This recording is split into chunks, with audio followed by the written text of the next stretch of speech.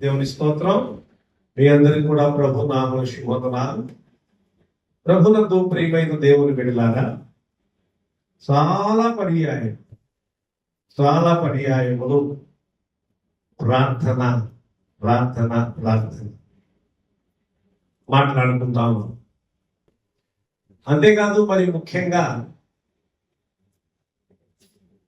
మత్తయి సువార్త 6వ అధ్యాయంలో చెప్పబడినట్లుగా 9 నుంచి 13 వచనాల్లో మనం చదువుతాం. అక్కడ కూడా మాకు ప్రార్థన మీరు ఇలా చేయండి అని ప్రభు సెలవించిన ప్రార్థన, ఆ ప్రార్థన అక్కడ కూడా ఇట్లాంటి ప్రార్థనే మనకు కనబడతాం. దీన్ని ఏమన్నారు అంటే కొందరు పరలోక ప్రార్థన అన్నారు. పరలోక ప్రార్థన అనే కంటే మోడల్ ప్రేయర్, మాదిరి ప్రార్థన అంటే సరైన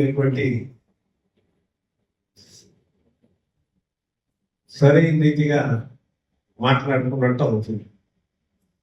పరలోకపు ప్రార్థన అంతా ప్రార్థన చేసిన తర్వాత మనం ఈ ప్రార్థన చేసి మళ్ళీ ముగిస్తారు చాలా మంది సాంప్రదాయ సంబంధమైన సంఘాలు. కానీ ఇక్కడ ఈ ప్రార్థనలో యేసుక్రీస్తు ప్రభు 11వ అధ్యాయంలో ఆయన ఒంటరిగా ఒక చోట ప్రార్థన చేస్తూ ఉన్నారు. ఆ మొదటి వచనం, మొదటి వచనం ఏమంటారంటే ప్రయారిటీ ఆఫ్ ది ప్రేయర్ అంటే ప్రార్థన యొక్క ప్రాధాన్యత, ప్రార్థన యొక్క ప్రాముఖ్యత. ఇక్కడ మొదటి వచనంలో యేసు ప్రభు వారు ఒంటరిగా, సోలటిది అంటారు, అంటే ఒంటరిగా, when he finished his prayer, solitary అంటే యేసుక్రీస్తు ప్రభు ఒంటరిగా తాను ప్రార్థన చేసి ముగించిన తరువాత శిష్యుల్లో ఒకడు అన్నాడు, ప్రభువా, యోహాను తన శిష్యులకు ప్రార్థన నేర్పాడండి, మీరు కూడా మాకు ప్రార్థన చేయడం నేర్పండి అని. అప్పుడు యేసుక్రీస్తు ప్రభు దీన్ని ఏమంటారు తెలిసిందా? Jesus took a master class on the topic of prayer. ఇది మాస్టర్ క్లాస్ ప్రార్థన మీద. ప్రార్థన అనే అంశము మీద యేసుక్రీస్తు ప్రభు ఒక మాస్టర్ క్లాస్ తీసుకుని ఆయన మాట్లాడి, ఇందులో 3-4 సంగతులు మనం చూడబోతున్నాం. ఎన్నిసార్లు చూడు కొత్తగానే దాన్ని మనం పరలోక ప్రార్థన అన్నాము, ఇంకేమేమో పిలిచాము కొందరు అనుకున్నట్టుగా. ఇది ఒక మోడల్ ప్రేయర్. ఎంత చేసినా ప్రార్థన అనేది సరిగా ఒక ఫ్రేమ్ లో పెట్టి ఇదిగో మీరు ఈ విషయాలు ప్రార్థన చేయండి అని అంటే, మనం కూడా రోజుకి ఒక శనివారం 7 ప్రార్థనా విషయాలు అంటే, మీరు ఇది విధంగా ఇది ప్రార్థన చేయండి, ఇది ప్రార్థన చేయండి అంటే కొందరు చక్కగా చేయగలుగుతున్నారు, కొందరు అందులో ఇంకా ఇవ్వడలేకపోవాలి. ఆ ఫ్రేమ్ లో కుదరట్లేదు. మనం ఎన్నో వెళ్ళిపోయి ప్రార్థన చేస్తాం. ఒక నిర్దిష్టంగా ఈ అంశములు మనం ప్రార్థన చేయాలనుకున్నప్పుడు ఆ ప్రకారంగా చేయలేము. చేసుకోవాలి, అభ్యాసం చేసుకోవాలి. ఎందుకని అంటే మిగతా కొన్ని విషయాలు ప్రార్థన చేస్తున్నారు, మనం కూడా కొన్ని విషయాలు ప్రార్థన చేస్తున్నాం. వాళ్ళు చేయని విషయం మనం చేస్తున్నాం, మనం చేయని వాళ్ళు చేస్తున్నారు. అందరూ కలిసి అన్ని విషయాలు ప్రార్థన చేస్తున్నాం, అందరూ కలిసి అన్ని ప్రార్థనాంశములు కవర్ చేస్తున్నాం. కాబట్టి అందరికి మనం ఎప్పటికప్పుడే ఒకరు ప్రార్థన చేసినప్పుడల్లా ఆమెనంటున్నాం, లేక ఏకీభవిస్తున్నాం. కాబట్టి అన్ని ప్రార్థనా మనం దేవుని దగ్గర ప్రార్థన చేశామని నమ్మగలుగుతున్నాం, ఒప్పుకోవాలి. కానీ మనకి అట్లా వెళ్ళలేం, చేతకాట్ల. ఒక నిర్దిష్టమైనటువంటి నమూనా ఒకటి పెట్టాడు యేసుప్రభు వారు ఈ ప్రార్థనలో. ఈ నమూనా దాటిపోకూడదు మీ ప్రార్థన. ఒకటి ముఖ్యమైనది ఏంటి తెలిసిందా? మొదటి వచనం, ప్రయారిటీ ఆఫ్ ది ప్రేయర్. ప్రార్థనను ఏమన్నారు అని అంటే, ప్రార్థన prayer is just like a fuel for our lifes. మన జీవితానికి, వాహనానికి ఆయిల్ పోస్తేనే నడుస్తుంది బండికి. దాంట్లో ఫ్యూయల్ లేకపోతే నడవదు. క్రైస్తవ విశ్వాసకి ప్రార్థన కూడా ఫ్యూయల్ పోస్తేనే ఈ ప్రార్థన దగ్గర నడుస్తుంది, లేక నడవదు. ఆయిల్ అయిపోయిందని అంటావు చూడు, బండి అయిపోతే ఇక్కడ కూడా బండి అయిపోతాం. నీ బండి ఇదే బండి, వాహనం. ఈ ఘటము, ఈ కొండ, ఏమన్నా చెప్పు, ఈ గుడారము, దీనికి కూడా ఫ్యూల్ లేదనుకోండి, వాహనానికి ఫ్యూల్ లేకపోతే అయిపోతే ఆయిల్ అయిపోయింది. ఎందుకంటే అయిపోయింది బండి, ఆయిల్ అయిపోయిందండి. ఇక్కడ కూడా ఆయిల్ అయితే అయిపోతుంది. కాబట్టి నువ్వు ఏం చేయాలన్నమాట, ఎప్పటికప్పుడే ఆయిల్ వాహనములో, ద్విచక్ర వాహనము లేక 4 చక్రాల వాహనము లేకపోతే విమానం, ఏదన్నా కానీ, ఏదన్నా చెప్పు, రైలు బండి ఏదన్నా చెప్పు, దానికి ట్రాక్షన్ ఉంటుంది కొన్ని కాలం, ఏదన్నా కానీ మొత్తానికి దానికి ఫ్యూయల్ ఉండాలి. ఫ్యూయల్ ఉంటే నడుస్తుంది, లేకపోతే నడవదు, పెద్ద అయిపోదు. మన జీవితంలో కూడా విశ్వాస సంబంధమైన జీవితానికి కూడా ఆ నూనె ఉంటుంది, ఆయన ఉంటుంది. సరే, దానికి బైబుల్ పరిభాషలో ఒకవేళ ఇట్లా చెప్పవచ్చు, ఒకవేళ ఆ నూనె అంటే పరిశుద్ధాత్మ అండి. సరే, పరిశుద్ధాత్మ సంగతి తర్వాత మాట్లాడదాం. అర్థం అను వెంటనే నూనె కానీ పరిశుద్ధాత్మ అండి, శుద్ధాత్మ లేదు. పరిశుద్ధాత్మ ఒకవేళ మన పక్షం 8వ అధ్యాయం, రోమా 8:15 చదువునానా? రోమా పత్రిక 8వ అధ్యాయం 17. రోమా పత్రిక 8వ అధ్యాయం 10. అమ్మా, ఏలయనగా మరలా భయపడుటకు దాస్యపు ఆత్మను పొందలేదు గాని దత్తపుత్రాత్మను పొందితివి. ఆ ఆత్మ కలిగిన వారమై మనము అబ్బా తండ్రి అని మొరపెట్టుచున్నాం. మనము దేవుని పిల్లలమని ఆత్మ తానే మన ఆత్మతో సాక్ష్యం ఇచ్చుచున్నాం. మనము దేవుని పిల్లలమే. పిల్లలమైతే వారసులం, దేవుని వారసులము. కాబట్టి పరిశుద్ధాత్మ మనం ఎలా దేవుని దగ్గర ప్రార్థన చేయాలో మనం నడిపిస్తారు. చాలా పర్యాయములు ఏమి అడగాలో తెలియదు. కొందరు మనం ఏమనుకుంటాం, ప్రార్థన చేస్తున్నామని అనుకుంటాం. అడవిలో పడి దారి తెలియక మళ్ళీ బయటికి రావడం తెలియనట్టుగా కాదు. అడవిలో పోయిన తర్వాత దారి తెలియక అక్కడక్కడే తిరుగుతున్నట్టుగా కాదు. అర్థవంతంగా, చాలా స్పష్టంగా, ఇతిమిద్ధంగా ప్రార్థన చేయగలిగి ఉండాలి. ఎందుకో తెలిసిందా? ప్రవక్తల ఆత్మలు ప్రవక్తల స్వాధీనంలో ఉన్నాయి. అంటే మనం ప్రవక్తలు కాకపోయినా దేవుని ఆత్మతో నింపబడిన వారము కనుక మనం మన స్వాధీనంలో ఉండాలి. మనము దేవుని స్వాధీనంలో ఉండాలి, పరిశుద్ధాత్మ స్వాధీనంలో ఉండాలి. అప్పుడు ఎట్లా ప్రార్థన చేయాలో అలా ప్రార్థన చేస్తాం. నేను త్వరగా చెప్తాను 4 విషయాలు, ముఖ్యమైన సంగతులు. ఇది అద్భుతమైన సంగతి. Jesus took a master class on the topic of prayer. అడిగారుగా మరి వచ్చి, బాప్తిస్మా యోహాను శిష్యులకు నేర్పారండి, మీరు కూడా మాకు నేర్పండి. నేర్పుతారండి. ఈ framework, with in this framework your prayer should be with in this framework. ఈ పరిధిలో మీ ప్రార్థన ఉండాలి. ఇంతకాలం కోరితే కూడా మనం ప్రార్థన సంగతి నాకు వెళ్ళకుండా పోయిందా అనుకుంటాం.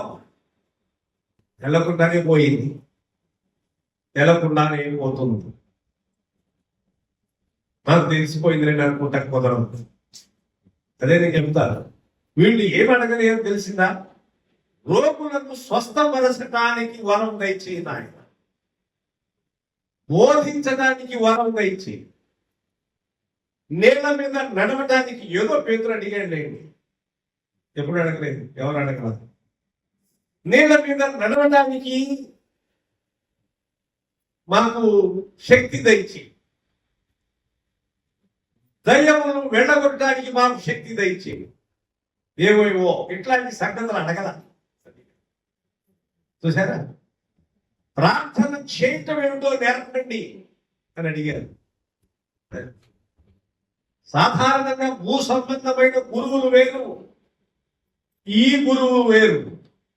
భూ సంబంధమైన శిష్యులు వేరు. సాధారణంగా బైబిల్ బయట ఉన్నటువంటి శిష్యులు గురువుకి ఉన్నటువంటి సంబంధం ఏమిటంటే ఆ గురువు గారు ఏం చేస్తారో అవి మీరు అలవరుచుకుందామని చూస్తారు.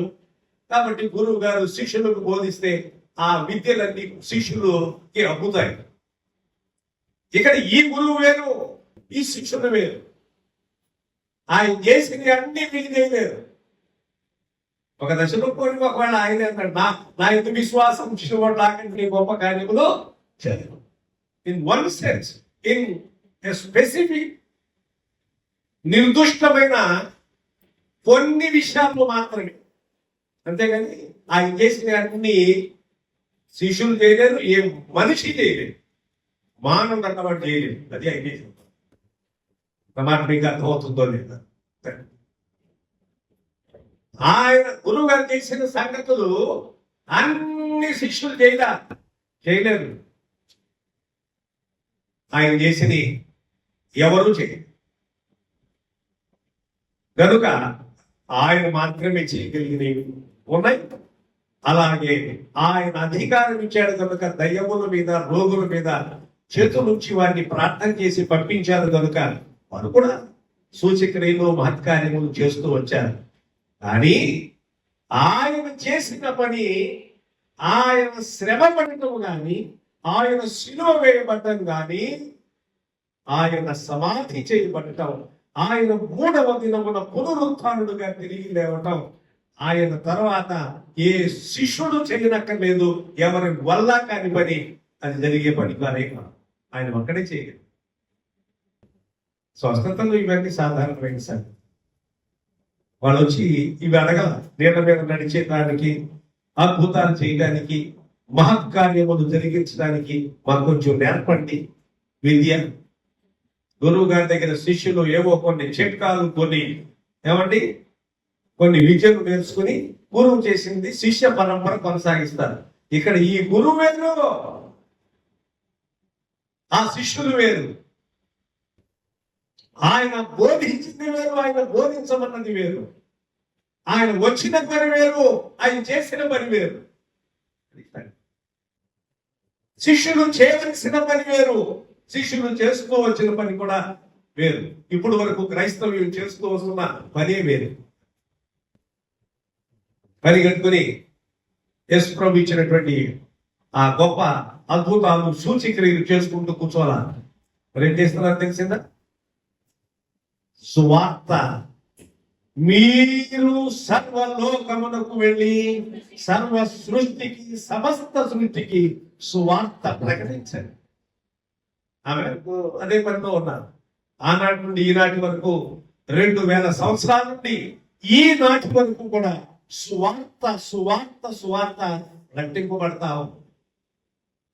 త్వరగా జ్ఞాపకం చేయనివ్వండి. మొదటి వచనం ప్రయారిటీ ఆఫ్ ది ప్రేయర్, అనగా ప్రార్థన యొక్క ప్రాధాన్యత. ఇందులో 2వ వచనంలో గనక అందుకు ఆయన, మీరు ప్రార్థన చేసినప్పుడు తండ్రి నీ నామము పరిశుద్ధపరచబడును గాక. ఈ 2 ముఖ్యమైన మాటలు. 11వ వచనం పార్ట్ ఏ పార్ట్ బి రెండు ఉన్నాయి. ఈ పార్ట్ ఏలో ఉన్న సంగతి ఏం తెలిసిందా?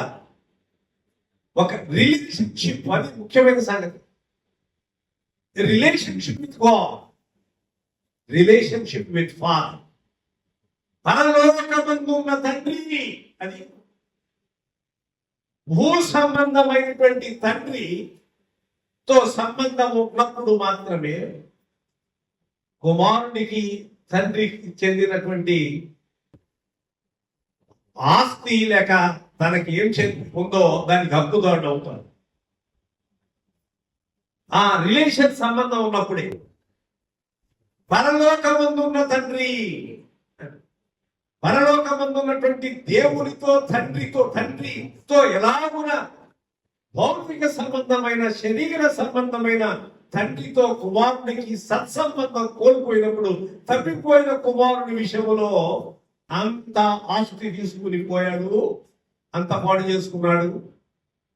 ఇప్పుడు ఒక మాట అనుకున్నాడు తనలో తాను, నేను ఇక మీదట నా తండ్రి ఇంటికి వెళ్తా గాని నేను నీ కుమారునిగా, నన్ను నీ కుమారునిగా నీవు అంగీకరించొద్దు, కదా నీ పని వారిలో ఒకరిగా పెట్టుకో.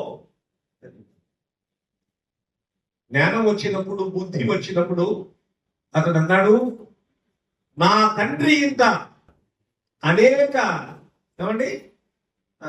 మంది కూలి వారికి కూడా అన్నం దొరుకుతుంది, ఆహారం. కూలి వారికి భోజనం పెట్టరు, జీతగాళ్ళకు భోజనం పెడతారు. జీతగాళ్ళు ఇంట్లో వరుసగా పనిచేసేవాళ్ళు, కూలి వాళ్ళు పనిచేసి వెళ్ళిపోతారు. వాళ్ళకి కూలిస్తారు, ఒక రోజు ఏ రోజు ఇవ్వచ్చు, లేదా ఏమో వాళ్ళ ఒప్పందం మేరకు వారానికి ఇవ్వచ్చు, ఏమైనా చేయవచ్చు. కానీ నా తండ్రి ఇంటిలో కూలి వాళ్ళకు కూడా అన్నం దొరుకుతుంది, నాకు ఇక్కడ తినడానికి ఆహారం లేకుండా పోయింది. ఇప్పుడు వెళ్ళి తండ్రి నీకు పరలోకమునకు విరుద్ధంగా నేను పాపం చేశాను, కాబట్టి నన్ను క్షమించి నీ యొక్క కుమారునిగా అంగీకరించవద్దులే కానీ నీ పని వారిలో ఒకటిగా, కూలి వారిలో ఒకటిగా పెట్టుకోనన్ను అని చెప్దాం అనుకున్నాడు. కాబట్టి ఒక ముఖ్యమైన సంగతి, ఆ రిలేషన్షిప్ తెగిపోయింది. తెలుసుకున్నాను, నా ఆస్తి నాకు ఇచ్చేయి, నా వాట నాకు ఇచ్చేయి, నేను పోతాను, నా బ్రతుకు నేను బ్రతుకుతాను అని వెళ్ళిపోయాను. కాబట్టి ఇప్పుడు కుమారుడు తనంత తానే అర్థమైంది, నేను తండ్రి అని పిలవలేదు,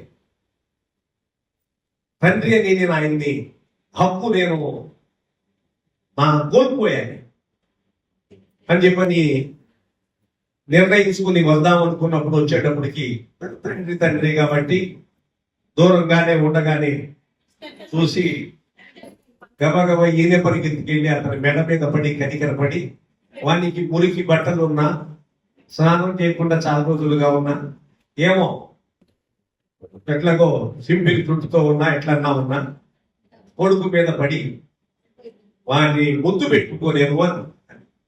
ఇది కూడా అంతే, ప్రభు కూడా అంతే. నువ్వు ఆయన తెలుసుకోలేదు కాబట్టి నేను వదిలేదా. ఇంకా ఇందులో చూస్తున్నాడు, రక్షింపనేరక ఉన్నట్లు యెహోవా హస్తము పురచరక, విననేరక ఉన్నట్లు ఆయన చెవులు మందముగా. ఇంకో మాట చదువుతున్నాం తెలిసిందా, ఆయన రక్షణ పొందు వారి కొరకై దినమెల్లా ఆయన చేతులు చాచి ఉన్నాడు. రమ్మని ఆయన చేతులు చాచి ఉంచాడు. వెళ్ళేవో వెళ్తాము, లేకపోతే లేదు. ఆయనదే పొరపాటు లేదు. ఎందుకంటే అందరూ ఆయన ప్రజలు, లోకము అందరి సమస్తము ఆయన మూలముగా కలిగారు. మనమందరము ఆయన ప్రజలము, ఆయన మేపు గొర్రెలను. వ్యంగ్యంగా మాట్లాడుకోకూడదు ఈ మాట. గొర్రెలు అంటే గొర్రెలు ఏం చేయమైంది, నువ్వు అసలు తోడేళ్ళు కాదు. అదే కదా, గొర్రెలు మంచియే కదా, తప్పే దానికి. తోడేళ్ళు దాకా ఉండకూడదు కానీ బుద్ధిగిరితో మాట్లాడతాడు. గొర్రెలండి అందరూ క్రైస్తవులే, గొర్రెలు అయితే ఏమైంది నీకు అని మాట్లాడదు. గొర్రెలు మంచివేగా, సాధు జంతువులేగా, సాధు జీవులేగా.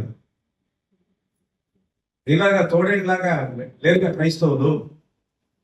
అదే కదా, పిచ్చి మాటలు మాట్లాడుకోవడం. క్రైస్తవ్యం భాష వేరు. నీకే నీ అర్థం అవుతుంది, బయటలోడికి ఏం అర్థం అవుతుంది. ఈ భాష వేరు, ఈ యొక్క విధానం వేరు, ఈ సాహిత్యం వేరు. నీకేం అర్థం అవుతుంది? అదే కదా, తేలిగ్గా మాట్లాడకూడదు.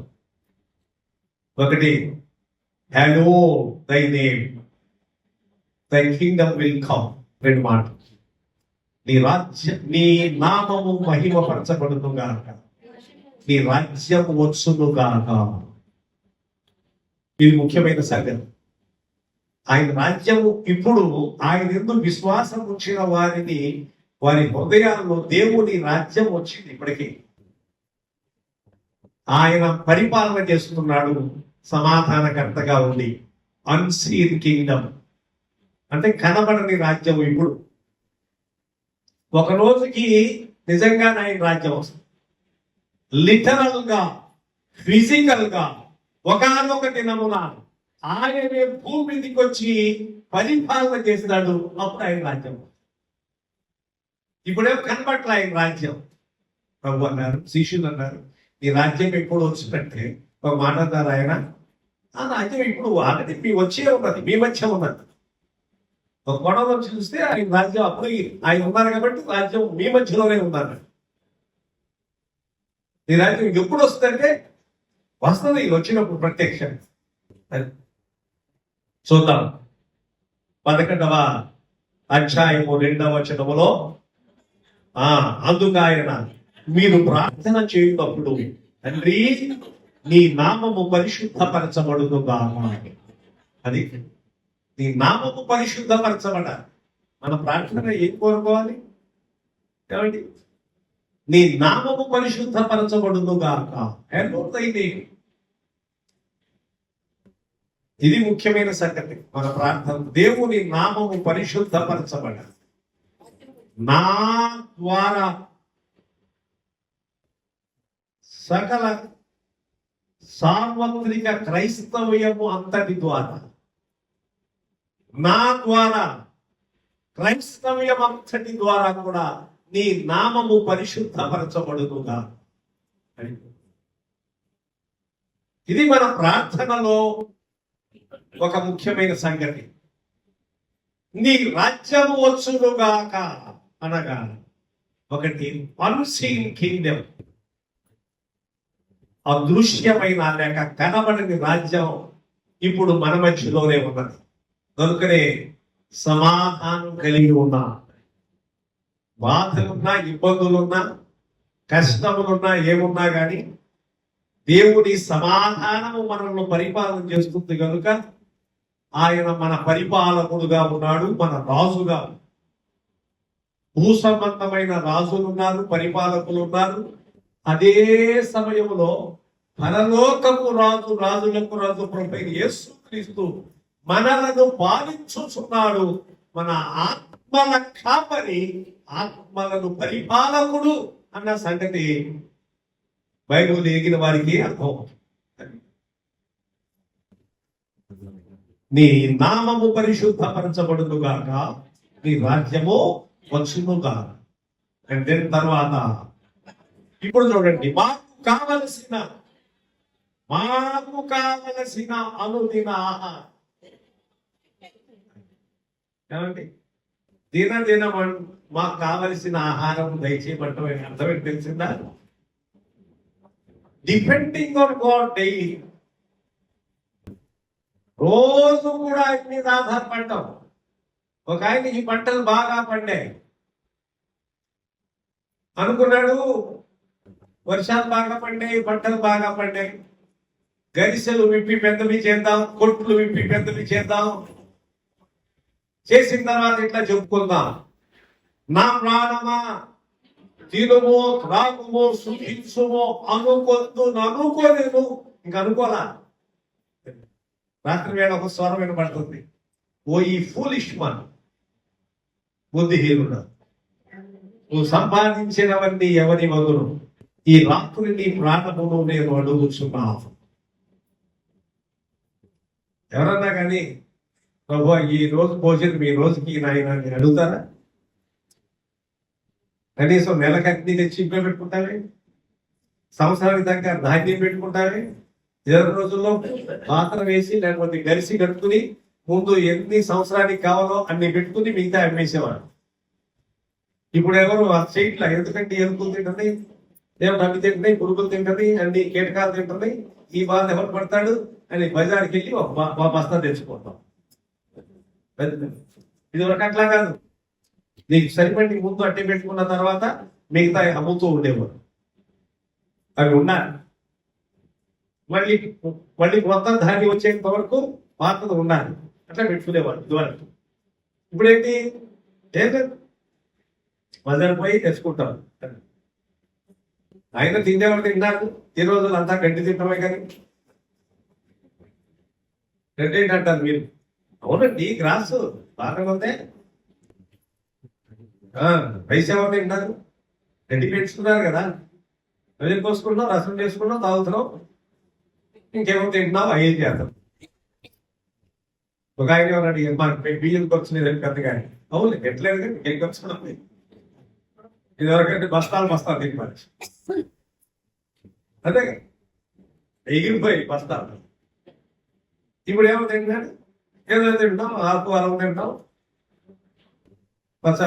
అది గ్రాసు దాన్ని నీళ్ళు రసం ఏదో తాగుతున్నాం. అనుదినము దేవుని మీద ఆధారపడటం, అది డిపెండింగ్ ఆన్ గాడ్ డైలీ. ఏ రోజుగా రోజు దేవుని మీద ఆధారపడటం ప్రభు అని అంటావా, లేకపోతే ఒక సంవత్సరాన్ని అవి మనం ఏం చేస్తాం సాధారణంగా కనీసం నెల కన్నా. నువ్వు నెలకి ఎంత అన్ని తెచ్చుకున్నా కానీ మధ్యలో మంచి కొనుక్కోవాల్సిందే. సంవత్సరానికి అన్ని ఒకసారి సరి చేసుకున్నా మధ్యలో కొనుక్కోవాల్సిందే. తప్పదు. అవునా? సంవత్సరానికి అన్ని కొనేసారి పెట్టుకున్న మళ్ళీ అడిగే పని లేదనుకున్న వాళ్ళు కూడా కొనుక్కోవాల్సిందే. నెలకు అన్ని సరుకులు పెట్టుకున్నారని అనుకున్న వాళ్ళు కూడా మధ్య కొనుక్కోవాల్సిందే. ఖచ్చితంగా తప్పదు. కాబట్టి ప్రతి దినము దేవుని మీద ఆధారపడు. ఈ భోజనం ఆయన అంటే అర్థం అంతా ఏంటంటే బైబిల్ ఇట్లా చెప్పట్లా, ఈవేళ తినిపారేసి రేపటి దేవుని మీద ఆధారపడు దాచుకోమాకని చెప్పట్లా అని చెప్పింది అనుకోవద్దు బైబిల్. లేదు, ఖచ్చితంగా దాచిపెట్టుకో. ఏది ఇబ్బంది లేదు, అవసరం వస్తుంది. ఎట్లా చేస్తాం, ఎట్లా బతుకుతాం, అట్లయితే చెప్పాల బైబిల్. ఈవేళ తినిపారేసి రేపు సంగతి పట్టించుకోమాక అని చెప్పాల బైబిల్. అట్లా చెప్పింది అనుకోకూడదు, తప్పు. అట్లా చెప్పాల. కానీ ఎప్పటికప్పుడు దేవుని మీద ఆధారపడటం అది ముఖ్యమైన సంగతి.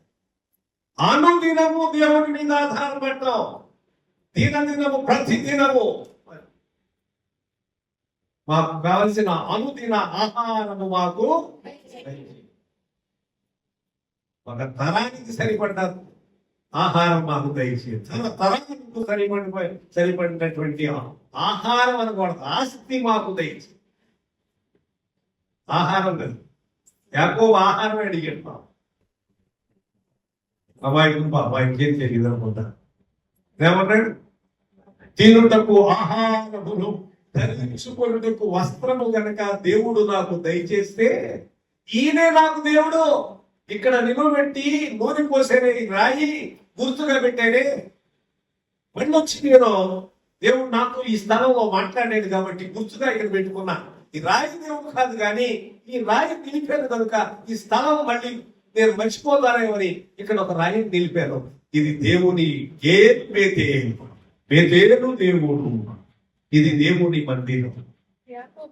అందుకు యాకోబు నేను తిరిగి నా తండ్రి ఇంటికి సురక్షితముగా వచ్చినట్లు దేవుడు నాకు తోడై నేను వెళ్ళుచున్న ఈ మార్గము నన్ను కాపాడి తినుటకు ఆహారమును ధరించుకున్నటకు వస్త్రమును నాకు దయచేసినలా ఆయనే దేవుడు. ఇంకేమనగల పెద్దగా.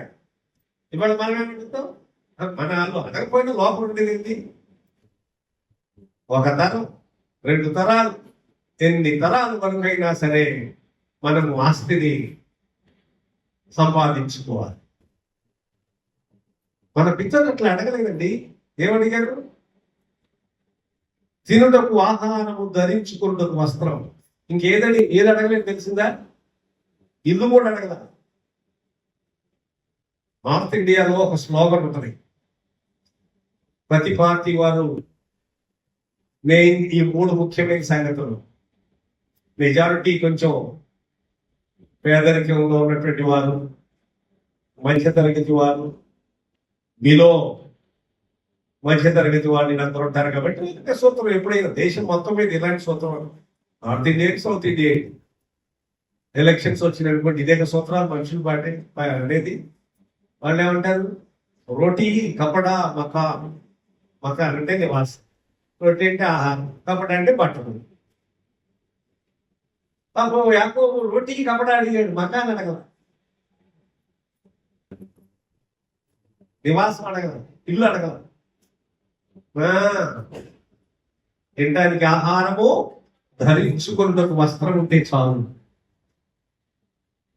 మనం ప్రార్థన చేయడం మొదలు పెడితే అడగకపోయినా లోపల ఉంటుంది. నేను తరాలకు సరిపడినటువంటి ఆహారం కాదు, ఆస్తి సంపద, ఇది మన ప్రార్థన. వాళ్ళు అడగల, వాళ్ళు తిరిగి చెప్పుకొని మనం చాలా తిరుగుతున్నాం. అప్పుడు నేను తిరిగి నా తండ్రి ఇంటికి క్షేమముగా వచ్చున్నట్టు దేవుడు నాకు తోడై ఉండి నేను వెళ్ళుచున్న ఈ మార్గములో నన్ను కాపాడి తినుటకు ఆహారం.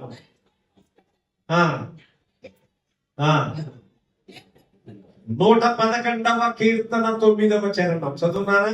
111వ కీర్తన 9వ చరణం. ఇక్కడ ఇంకో మాట మనం చదువుతున్నాం. ఆయన తన ప్రజలకు విమోచనము కలుగజేయువాడు, తన నిబంధనను ఆయన నిత్యముగా నిర్ణయించువాడు. ఆయన నామము అది. God's name is holy and awesome. దేవుని నామము పరిశుద్ధమైనది, పూజింపదగినది. ఇంకో చోటేమో ఏసం అన్నాడు కదా, మ్యాగ్నిఫిషెంట్ అంటారు. మ్యాగ్నిఫిషెంట్ అనే మాటకి అర్థం తెలుగు భాషలో అద్భుతమైన, మనకే అర్థం కాదు తెలుగు. వైభవోపేతమైనది అని అర్థం మ్యాగ్నిఫిషెంట్ అంటే. దేవుని నామము వైభవోపేతమైనది, అది తెలుగు పదం అసలైంది. పూజింపదగినది, వైభవోపేతమైనది, magnificent. His name is magnificent. అది కాబట్టి 11వ అధ్యాయం లూకాసు వార్తలో మాకు కావలసిన అనుదినము ఆహారం మాకు దయచేయండి. అనుదినమైన ఆహారం, ఏ రోజుకి ఆ రోజే ఆహారం దయచేయండి.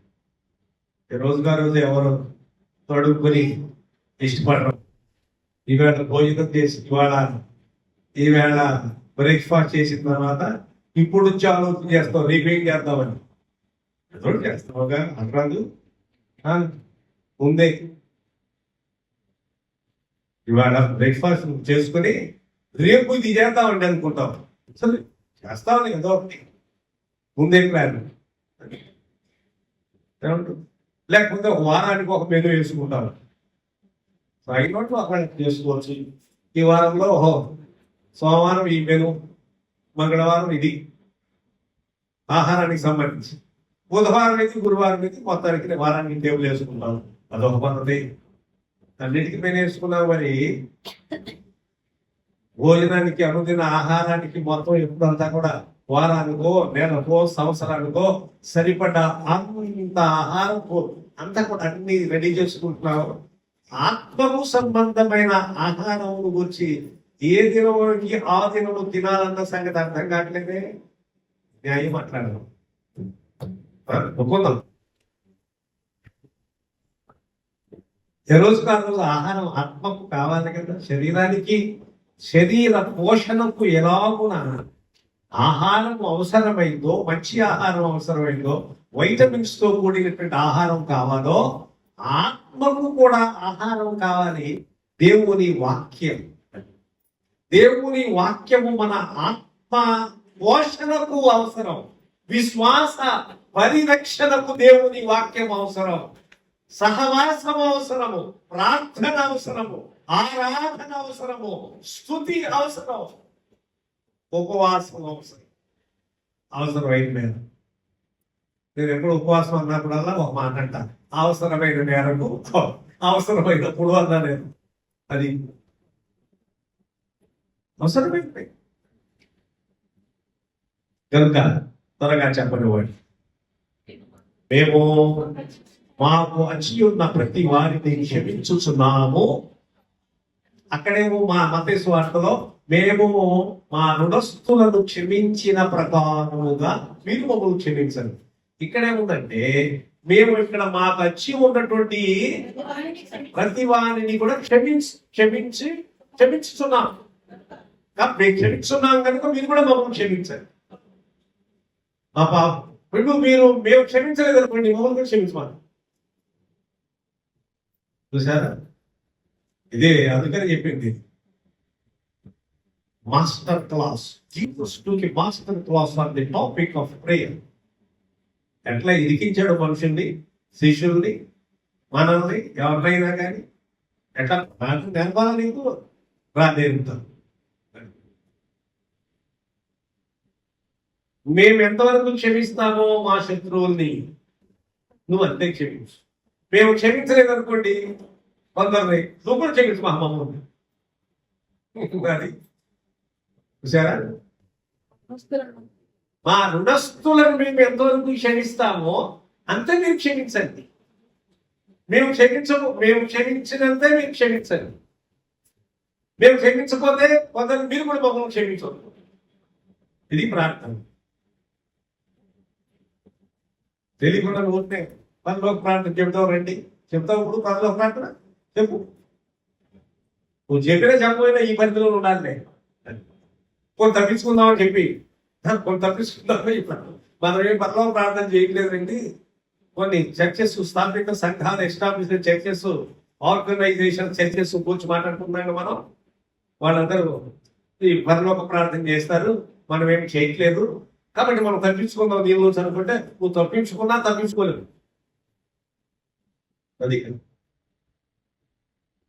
ఇవన్నీ కూడా ప్రార్థనలోకి రావాల్సిన విషయాలు.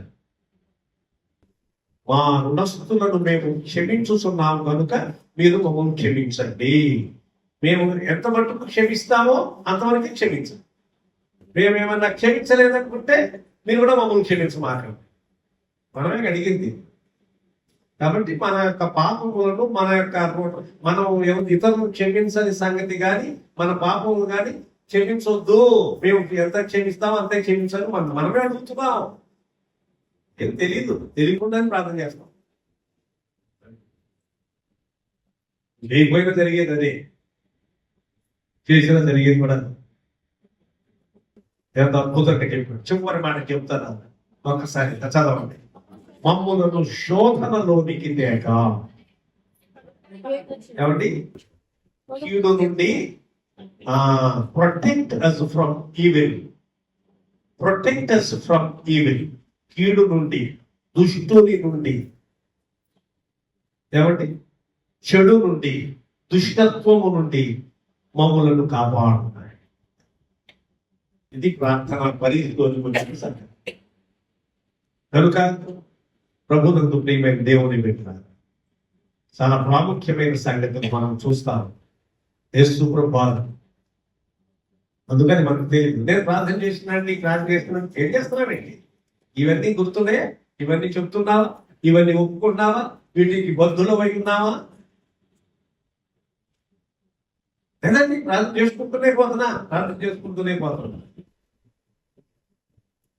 ఇదిగో ఈ ప్రార్థనలో ఉన్న ఆ ఫ్రేమ్ వర్క్ లో, లేక ఆ ఫ్రేమ్ లో, విదిన్ దట్ ఫ్రేమ్ ఆ యొక్క ఒక చట్రం ఉంది. ఆ చట్రంలో ఆ పరిధిలో ప్రార్థన అంశాలు ఉన్నాయి. ప్రభు నేర్పాడు.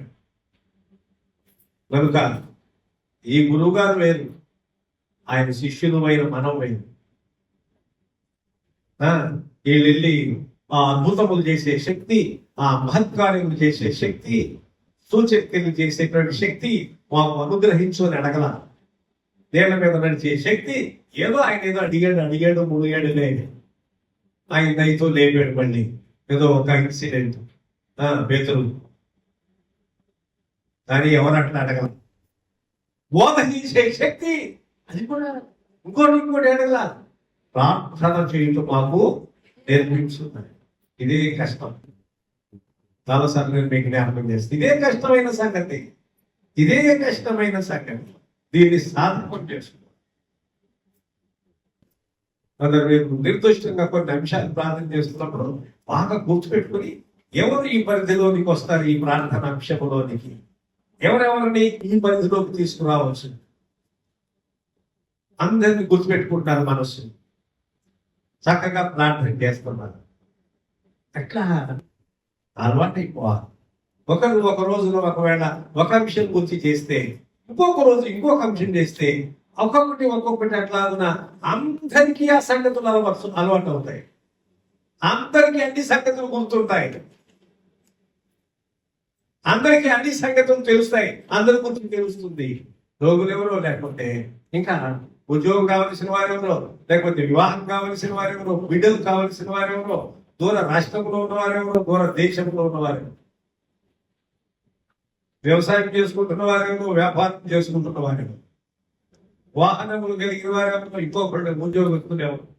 ఇట్లా కొన్ని విభిన్నమైన ప్రార్థన అంశములు మనం ప్రార్థన చేస్తున్నప్పుడు వాళ్ళందరూ మన మనసులోని, మన హృదయంలోనికి వచ్చినప్పుడు నిర్దిష్టంగా స్పెసిఫిక్ గా అన్ని సంగతులు మనం ప్రార్థన చేయగలుగుతాం. కాబట్టి ప్రభుత్వంతో ప్రియమైనటువంటి వారు, ఇది ఒక గొప్ప మాస్టర్ క్లాస్. యేసు ప్రభువు శిష్యులతోటి తెలియజేసిన, శిష్యులకు బోధించిన ఆ ప్రార్థన నమూనా, ది మోడల్ ప్రేయర్, నమూనా ప్రార్థన నమూనా గుర్తుపెట్టుకోవాలి, జ్ఞాపకం పెట్టుకోవాలి. అందుకనే మనం మొదలుపెట్టామంటే ఎటు చెడిపోతున్నాం అన్నట్లుగా వేస్తాం చేయవలసి వచ్చినప్పుడు. మనం ఒంటరిగా ఉన్నప్పుడు, ఇంటి దగ్గర ఉన్నప్పుడు, వ్యక్తిగత ప్రార్థనలోనూ నువ్వు ఎటు చెడిపోయినా నిన్ను ఎవరు ఆపరు. అడిగిలో పోయి దారి తప్పి దారి వెతుకున్న వాళ్ళు ఆయన తిరుగుతున్నట్టుగా నువ్వు ఎట్లా తిరుగు అక్కడ.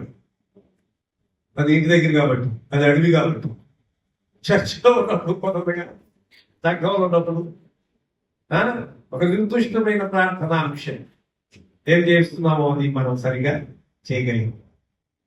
ముందు తాను మన దైనిక విశ్వాస జీవితంలో ప్రభుని ఎదిగిన వారనుకుంటాం. అర్థం నేర్పడ్డావా? అదే మంచివండి. ఎంత ప్రాయం ఉన్నా కానీ నన్ను తీర్పు నాకు రాయపోని పడతామని ఇంకా తెలుస్తాం. చిన్న ప్రాయంలో ఉన్నావా? 30 ఏళ్ళు అయిందండి, 40 ఏళ్ళు అయిందండి, 60 ఏళ్ళు అయింది వయసు వచ్చి, ఇంకా చిన్న ప్రాయం అంటావేంటి? ఎప్పుడేంటి పెద్ద ప్రాయం? ఏం మాట్లాడదాం? మెచ్యూరిటీ, విశ్వాసములో పరిపక్వత, వైప్రాయమును బట్టి కానీ, రెండు ముఖ్యమైన వైప్రాయమే కాదు, విశ్వాసములో అనుభవం, విశ్వాసములో పరిపక్వత కలిగి జ్ఞానంతో ప్రార్థన. ఈ గురువు వేరు, ఆ శిష్యుడు వేరు. లోకంలో గురువు వేరు, లోకంలో శిష్య పరంపర వేరు. ఈ గురువు గారు బోధించిన సంగతి వేరు, ఆయన చెప్పిన సంగతులు వేరు, చేయమన్న సంగతులు వేరు, ఆ చేసిన పనులు వేరు. శిష్యులు కూడా అదే చేశారు. కాబట్టి మన దైనందిన విశ్వాస జీవితంలో జాగ్రత్తగా దేవుని వెంబడిస్తూ, దేవుని స్తుతిస్తూ ఏమి అడగాలి, ఎలా అడగాలి, ఎలాగున్న ప్రార్థన చేయవలసి ఉందో సంగతులు అవగాహన చేసుకుని అర్థవంతంగా దేవుని వేడుకుంటూ, దేవుని స్తుతిస్తూ, ఆయన నామమును ముఖ్యంగా ఇందులో నీ నామము మహిమపరచబడుగాక, నీ రాజ్యము వలసముగా. మేము ఎంత క్షమిస్తామో అంతే మమ్మల్ని క్షమించు. ఎంత మటుకు ఇతరులు క్షమిస్తామో అంతే మమ్మల్ని కూడా క్షమించాలి. ఈ మాట చెప్పగలుగుతామా? లేదుగా అడుగుతామా? కానీ దానిలో ఉన్న విషయం అది ప్రార్థన. కనుక మనము కడవరి దినాల్లో జీవిస్తున్నాం. దైవ భక్తికి సంబంధించిన సంగతులను విశ్వాసానికి సంబంధించిన సంగతులను అలవరుచుకోవడం అంత సాధారణమైన సామాన్యమైన సంగతి కాదు. జాగ్రత్త కలిగి ప్రభువుని వెంబడిస్తూ సేవిస్తూ ఆయన రాజ్యము వచ్చునుగాక అనే మాటలో ఇప్పుడు ఆయన రాజ్యము మన మధ్యలో ఉన్నది అన్సీన్ కింగ్డమ్, స్పిరిచువల్ కింగ్డమ్. ఒకనాటికి ఆయన రాజ్యం వచ్చునుగాక అన్నాం కదా, ఖచ్చితంగా లిటరల్ గా భౌతికంగా ఆయన రాజ్యం వస్తుంది. ఆ రాజ్యములో మనం ఉంటాం. ఆయన విశ్వాసం ఉంచిన వారందరూ ఉంటారు. అందుకొరకు మనము సిద్ధపరచబడుదుముగాక. ఆమేన్.